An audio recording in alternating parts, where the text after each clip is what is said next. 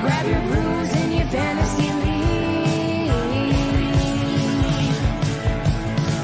We got that blue and orange blood that you bleed.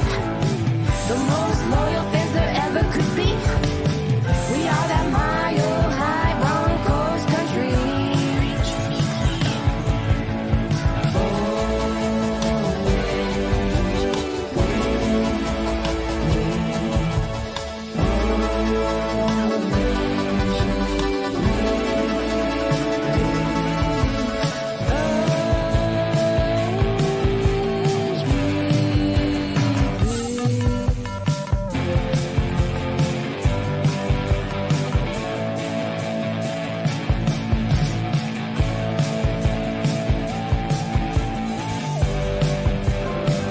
The Denver Broncos select Orange Weekly, Fans, Brews, and Broncos News.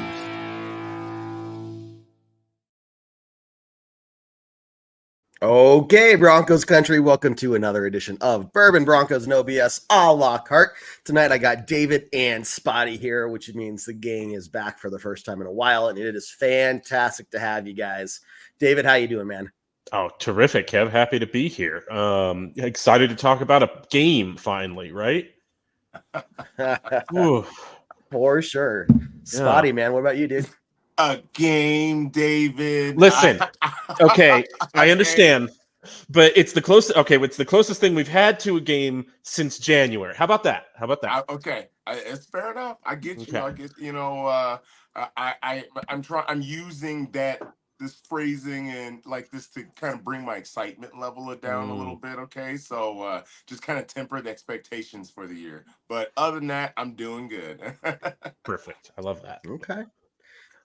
Well, guys, obviously the big talk for the Broncos is Bo Nix and the starting quarterback.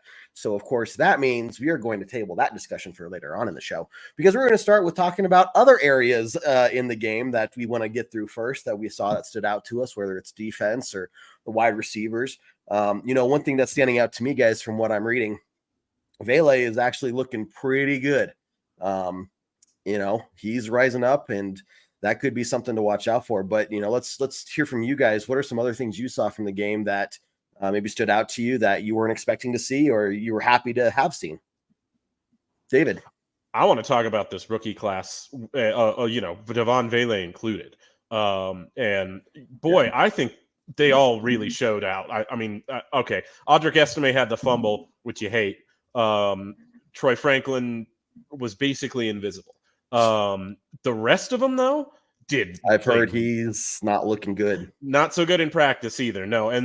But I think one of the reasons specifically to Troy Franklin, that you saw him maybe fall to the fourth round and you saw draft analysts who saw his speed on tape be really surprised by that and his size at 6'4", along with that speed, be surprised at that. But I think you're seeing a little bit why NFL talent evaluators weren't as high on him. And just the reports we've been hearing out of camp is that he's a guy who can still do go balls against NFL DBs, but that's about all he can do right now. He was never really challenged with press coverage in college. He's going to get challenged with press coverage basically on every down in the NFL until he can prove he can beat it.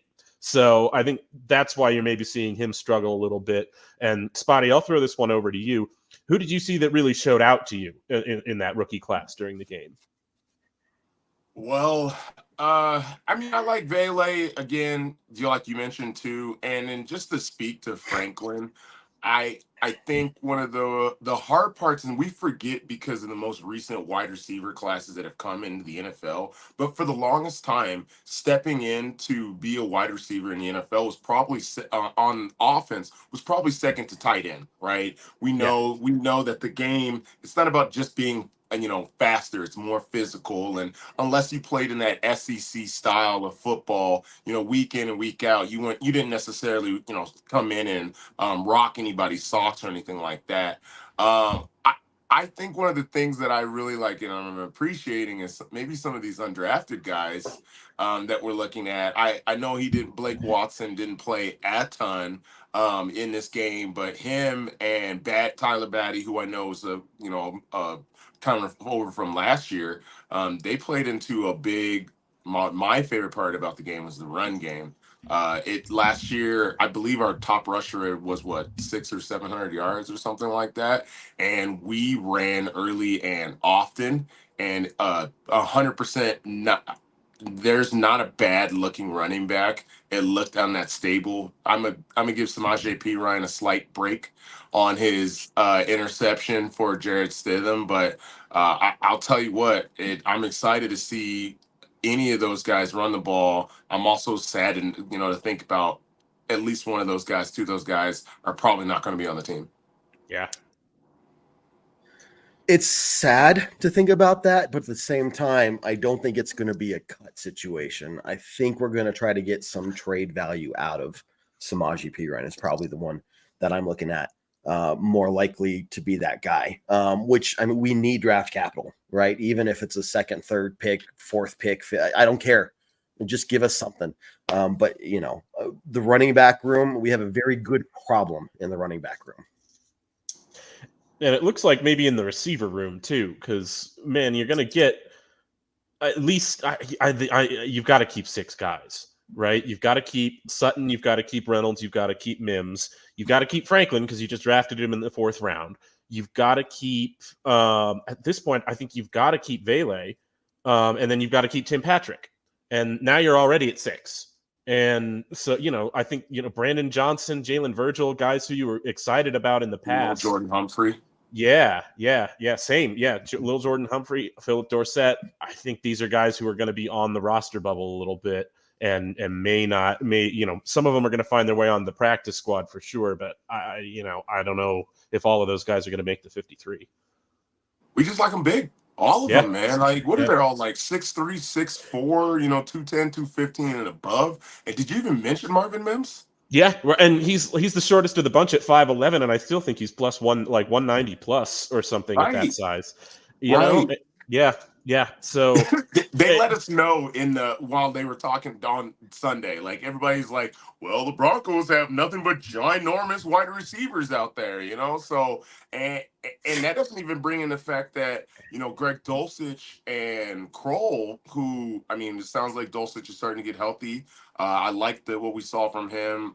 Kroll, obviously, we want to see him not fumble the football, but he's becoming somebody who's a target that Bo already likes a lot too. And then I don't know how many the Joker role for Sean Payton, one of those running backs. I could see. I don't foresee someone going for 1,400, 1,500 yards for the Broncos this year, because I could see a lot of passes just being spread out all over the place. So there's not going to be 100 catch, 1,500 yard player for us this year. It's probably going to be a couple of players that have 20, 30 catches for 600, 700 yards.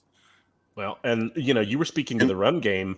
I think the wide receivers play a huge role in that in Sean Payton's offense, and I think that's specifically why you saw them focus so much on size in that room this year.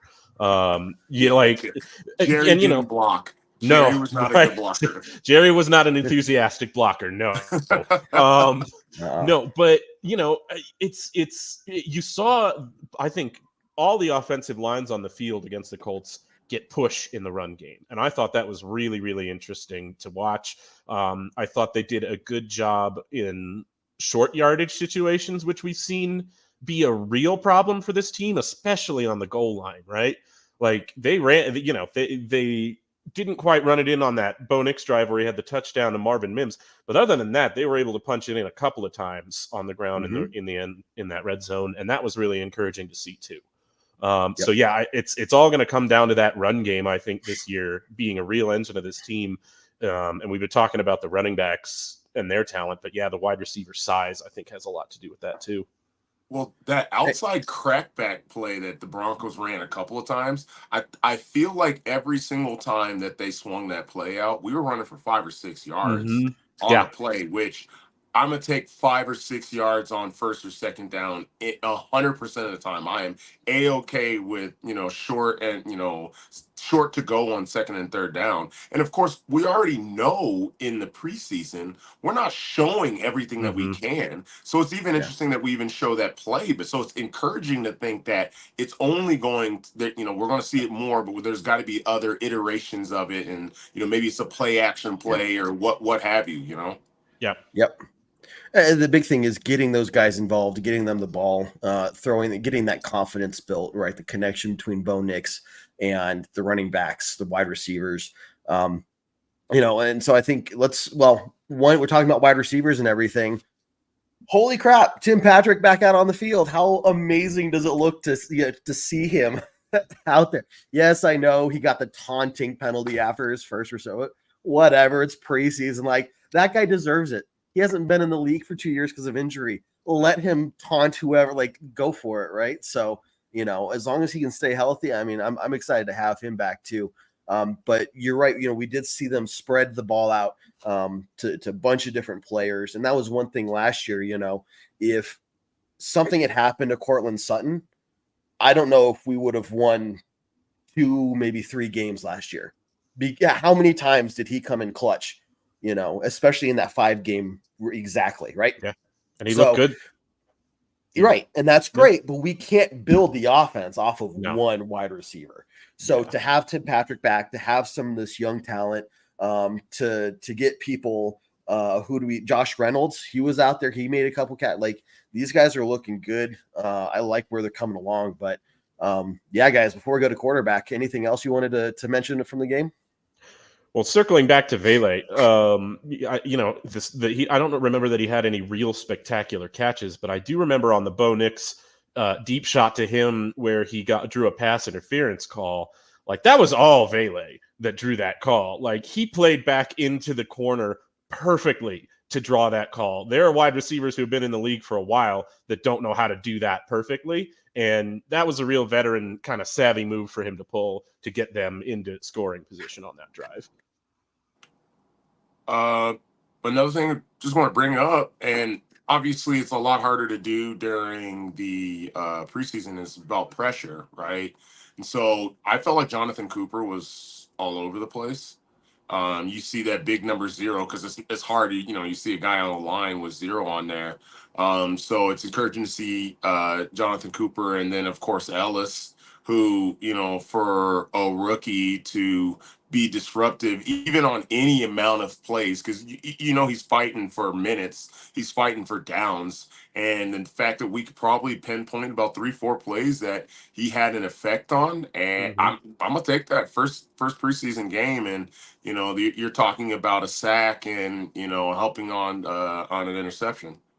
Run plays too with Ellis. There are a couple of highlights of him in the run game that you get an edge that can set the edge in the run game too. I mean, that's going to be a real asset to this team.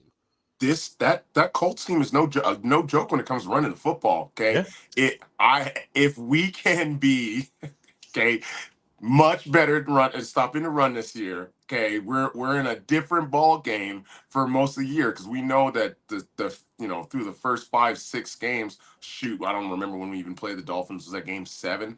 That just stopping the run was we couldn't do it, and so if we can show this year, like we did in this game, that we can fight the line up front. Our linebackers can stay, go where they need to go, and we can even be top half of the league in run defense. It changes so much.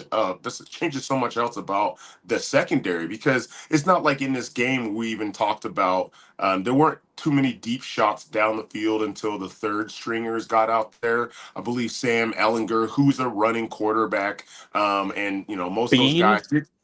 I think Bean is that running. Yeah. Both Sam Ellinger and Bean, those guys are running quarterbacks. Okay, we're not going to see of that caliber. But again, it's the third string guys when it's coming down to this. So for the first half of the game, we didn't really see any plays downfield, which is very good considering that it was Damari Mathis and Riley Moss that started at those positions. Mathis should have had that pick on that first play from Richardson, but man, he was in great coverage. on that play. He did. He was right in his receiver's pocket. He was communicating with the rest of the defense on his assignment. That was really encouraging to see. And yeah, we might be seeing the effects of having Jim Leonard back there this offseason, maybe coaching up those young guys a little bit. But we all know that it starts up front. If we're not getting pressures and we're getting them short distances, that you got the whole playbook open to you when you're second, third, and 1 or 2 or 3. Right. So even Pat Surtain is going to be finding it hard to cover somebody on all of these different type of plays. One thing I thought was kind of interesting, and David, this kind of speaks to what you talked about earlier. Marvin Mims played into the third quarter. Mm-hmm. Yeah, he's by reports having kind of a slow start to training camp too, which is a little bit concerning. I think, just considering they need him to take a step this year. Like, that would be a really good thing. Yeah, that was the expectation, slot, right?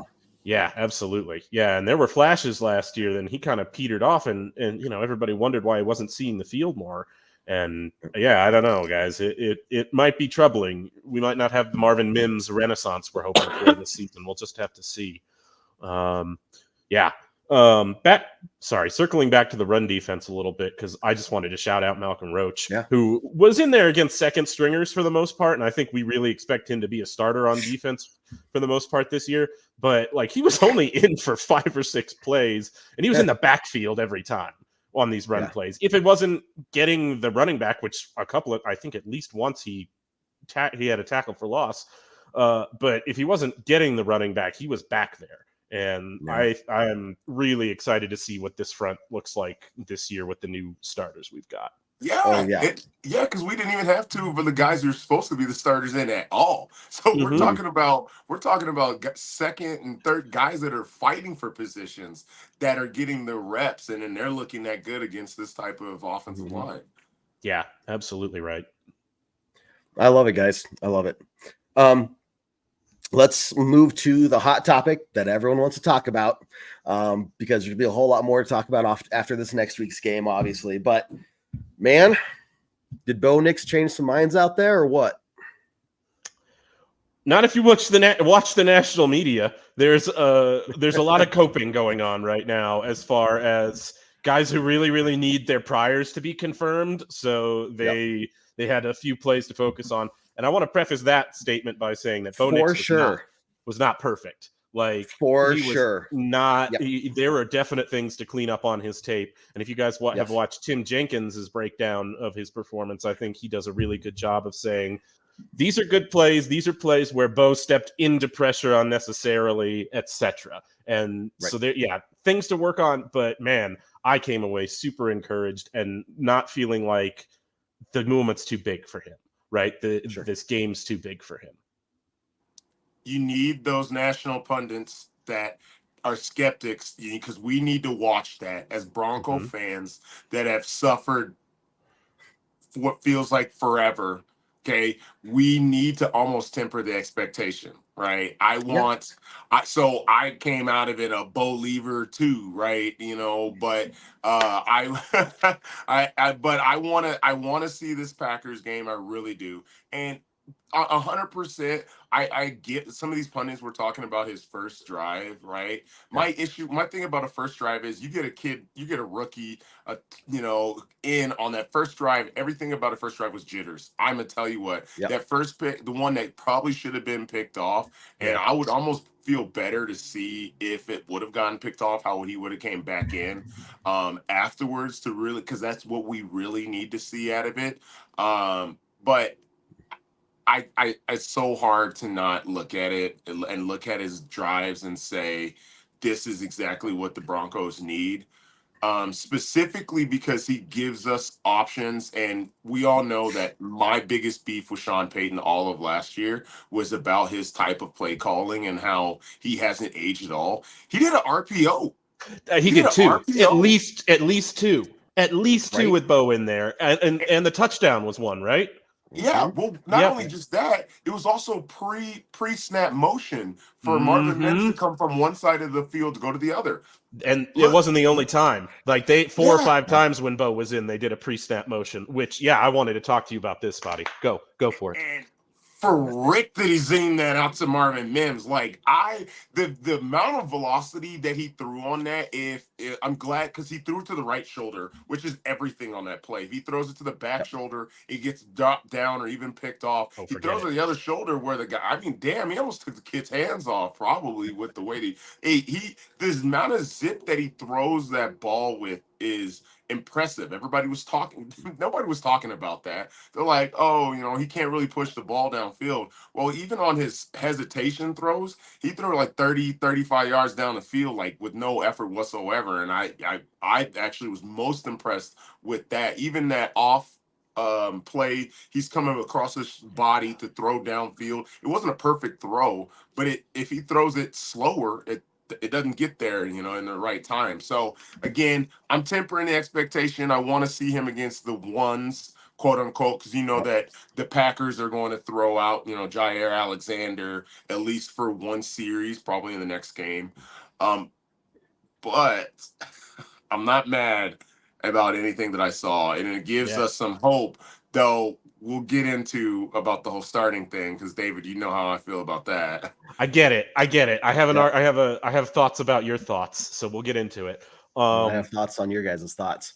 Look, you're right, Spotty. You're saying you said it perfectly, and we have to temper our expectations.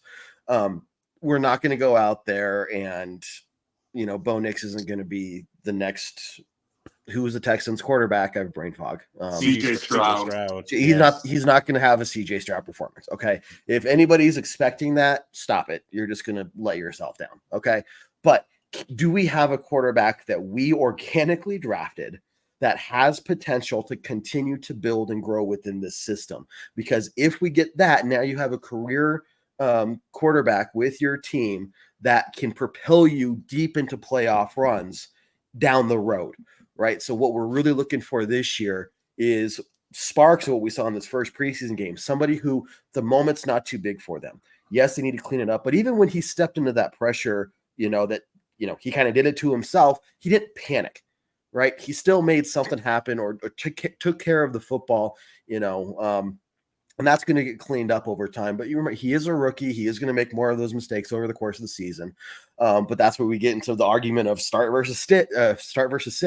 But again, what you're seeing here is, okay, there's hope that this is a guy we can develop. And it's not going to be oh, crap, we made a mistake.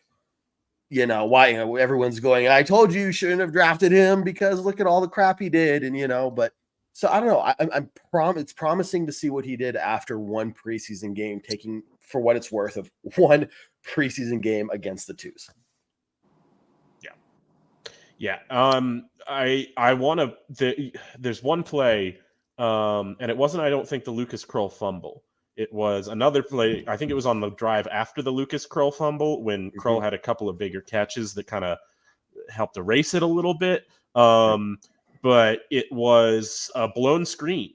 Like it was a screen pass all the way. The defense sniffed it all the way, and instead of just dirting the football, I'm sure NFL quarterbacks are coached to dirt the football in this scenario. And instead, Bo Nix finds another receiver on a route, and it's Lucas Krull, and he goes for 16 yards because the screen was sniffed out so well that there was no defender within 5 yards of him.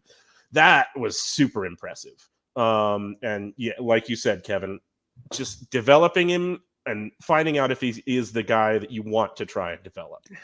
Ending this season knowing that you want to draft a superstar wide receiver or tight end in the first round next year, that's, I think, a successful season. Knowing that you want to go out. Oh, yeah. Okay. Yes. A premium skill position guy on offense, left tackle, wide receiver, tight end, going into next year's draft, knowing that you want to do that because your quarterback is a guy that you go out and do that for, I think is the end goal of the season, not a win-loss record. Yep. And that's where you start to see the team build, right? year down the line, 2 years down the line, we get some good drafts, we get some confidence, we get continuity, we build out foundation. So look, a lot of people like hate watching teams in rebuilding mode. I get it. It's ugly. But when the team finally does overcome that and gets to that level where they are competitive, man, it is so much more pleasant to see and enjoyable to watch because you remember the road watching them go through all of that crap. So, maybe this is the beginning. And again, we've wanted to have an actual rebuild for like 8-9 years now, but it's finally happening. I like what I'm seeing so far in the very first little bit of data we have, first little data blip. It's like, okay, I like where that is. That's a good starting point. Yeah. Also knowing that we have cap space. Yeah. Right. And all of our draft picks, cap space and all of our draft picks next year. Yeah. No missing second rounders, no missing first rounders. They're all back. Rebuild teams don't tend to have cap space. They usually have contracts that they're trying to offload, which the Broncos, of course, are doing that as we speak to increase the amount of cap space for next year. And then, of course, locking up Quinn early was a big play into that, too, because that market is just going to continue to grow as the year goes. But so it's going to come down to this, right? We've only watched Bo play for a week. And David, I'm curious, how should the Broncos go about figuring out who the starting quarterback is? You start him. You put him in now. You put him in with the ones now. Give him every single rep to build chemistry with the receivers in practice that you can ahead of the regular season. Because I'll tell you what, I respect and understand the argument, especially looking at the schedule. You've got a game at Seattle. You got a game at the Jets, who are figuring to be one of the best defenses in the league, even without Hassan Reddick. But man, Steelers defense, Steelers at home. I get that one too. But man, it's the NFL. He's gonna play tough defenses sooner or later. I get it. Sometimes you can shell shock a quarterback, and they'll just never be the same if they go out there and face a tough, but you got to put them out there sooner or later. The level of competition between a good defense in the NFL and a bad defense in the NFL is still pretty small overall. So I get the argument, but he's going to face a tough defense sooner or later, and you want him to be the starter eventually. I don't think that sitting him is going to save you anything there. That's all. So I'm obviously playing a little devil's advocate on this because my true feeling about quarterbacks is if you're going to draft them in the first round, they should start immediately. But my thinking is I'm trying to put on my Sean Payton coaching hat, right? So does Bo Nix give the Broncos the best chance to win?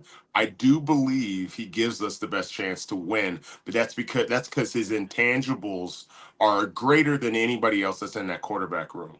Now, I also believe he gives us the biggest chance. He's the biggest, he has the biggest possibility of his ceiling being, bad, right? Him being rushed. Because when you're a quarterback who has the ability to run like he does, sometimes you may force some throws, sometimes you may run out of the pocket earlier than you really should. So we know that Jarrett Stidham is a safe pick. That when I was watching some of the national media talk about, the two, we didn't see much of Jared, but we know what we're going to get with Jared. We're going to get someone who can do enough, and he's probably going to do more check downs. He's going to make sure that he's get the safe throws, but he's not going to throw as many picks. So at that point, that quarterback style may work for you if you have an elite defense. And with the Broncos, it showed at one point that they could be a more or less elite defense if they are stopping the run game. So I want to see Bo go, but all at the same time, I'm like, okay, could Jared Stidham come out 2-2 in the first 4 games? The answer is possibly yes. Yeah, probably. Now, here you go. Yeah, I agree. Could he come out 2-2 in the first 2 games? So could Bo Nix. I don't think you're gonna see Bo Nix do any worse than Jared Stidham. Maybe a little bit, but again, so you still start maybe 2-2, maybe 1-3 with Bo. But if you start 2-2 with Stidham, what have you done for Bo Nix? the whole offense is, I mean, during practice and everything, Bo isn't getting as many reps. He's just sitting there and now, yeah, it's against tough defenses. I get it. But when you talk about how mature, and we hear over and over again how mature Bo Nix is. Look, this is a guy that if there is a person to throw out at the beginning of his first season against tough teams, it's probably him, right? Because otherwise, I get it. If he was younger, if he was less inexperienced, yeah, totally understand. But I think this is the one case where you could get away with it and find it, and keep the team developing versus giving Bo Nix 4 weeks on the bench. Yeah, you're protecting him, but the whole offense is essentially stale. It's not progressing. Or if it is, once you do throw Bo Nix back in there, you kind of have to get the momentum going again. So there's another 2 weeks or so before they kind of maybe, get back in the groove and connect again. So it just, look, I'm not the coach. You're right. Trying to put on the Sean Payton hat. I don't know. Maricela says it well, there's a better chance they get to see whether or not he has what it takes to elevate the talent around him versus Stidham. We know what he does. We know this is a ceiling. We know he's a good, solid backup, but that's the best you're going to get out of him. So I'd rather find out sooner what Bo Nix can do and have a full season to say, okay, we really saw everything he has to put out on the table for us to make those evaluations going in the offseason next year versus saying, well, he really only kind of got half the season. So what do we do then?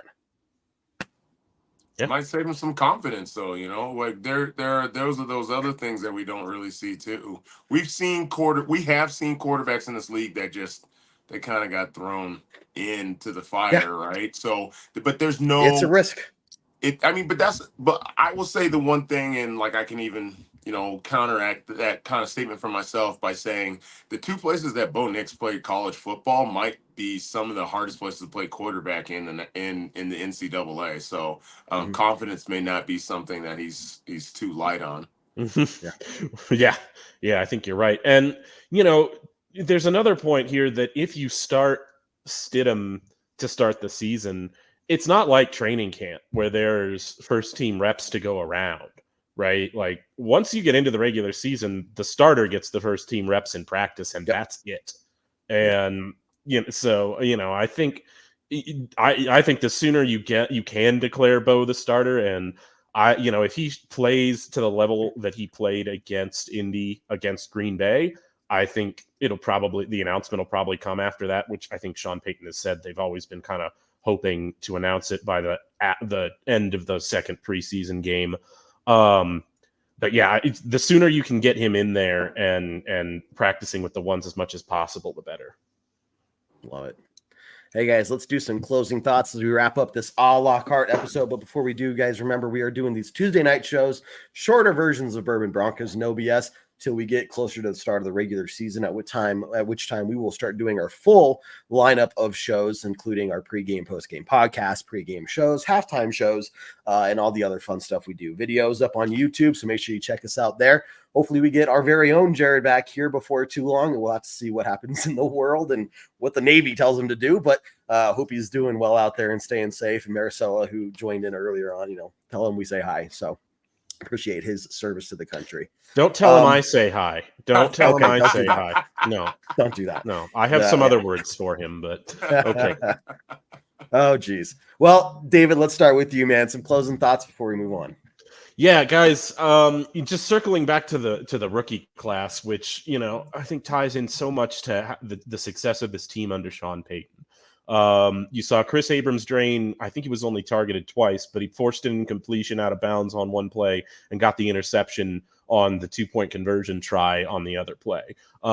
You've got Jonah Ellis, who Spotty mentioned earlier, getting pressure on a few plays in his limited action. Audric Estime was out there running hard.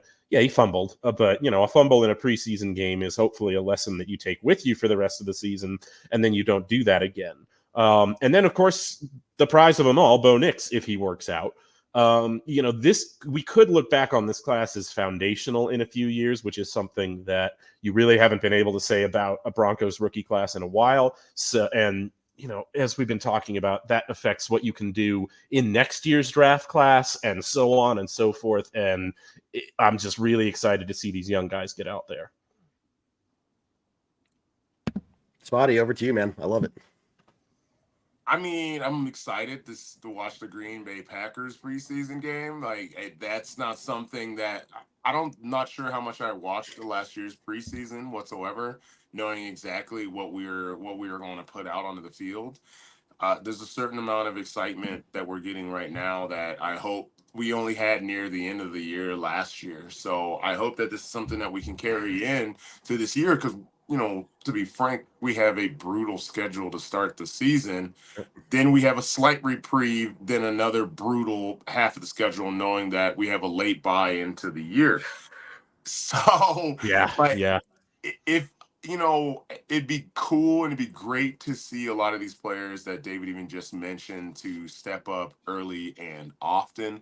I do believe that, you know, we can absolutely steal a couple of games with what we've seen, but I hope that, you know, I'm not just making up things when it comes to Sean Payton's plays, and that he really is getting more and more creative with the things that he's doing, because we know that those same stale things aren't going to work out. So, you know, I'm excited to see what, you know, these next couple of weeks are going to mean to the Broncos. Yeah, it's going to be huge. Look, preseason, we have to keep everything in mind that it's not real NFL football. Defenses are base defenses. They're not full out blitzing. The teams are not giving things away. They want to keep things close to the chest, right? But what we got to do is look for the trends, right? And so we're seeing a lot of those good trends. There's some areas that we definitely need to address, right? But there's hope, you know. If from one data blip, there's hope that this team is at least moving in the right direction. Finally, after all these years, you know, get the Russell Wilson contract, dead cap space behind us, you know, kind of get some momentum within the team. The building starts feeling good. The team starts rallying around Bo Nix, Sean Payton, and we start developing that identity that we've heard people talk about for the last 8-9 years. Who's what is the Broncos' identity? And it's like, are they a run team, pass team? Are they a Russell Wilson team? Are they, you know, what? Who knows? We had no idea what they were trying to do or where they were going, and it just failed over and over and over again. So once we can see us on a path forward, man, that's going to open up some doors. You're eventually going to find players that want to come to Denver free agent wise to play here, right? And it's not going to be like us begging them, you know. So I don't know, guys. There's hope, and it's going to be exciting to watch. Yeah. So, yeah. Amen. Awesome, guys. Well, hey, thank you for tuning in. David, Spotty, as always, appreciate you being here as well. Guys, we'll be back next Tuesday night for another episode of Bourbon, Broncos, and OBS a la carte as we break down the second preseason game, however that looks. And we are 1 week closer to the start of the NFL season, guys. Get ready for it. It's going to be exciting. Guys, I think it's time to end it as we always do on a very strong Go Broncos. Go Broncos. Take care, everyone. Do what I like, yeah, I do what I like, yeah, I do what I like. Sipping goose, if it's right, and I go with the flow, yeah, I go with the flow, yeah, I go with the flow, cause I know I'm the show. In the zone, here I go, in the zone, here I go, in the zone, here I go, yeah, they know I'm a pro.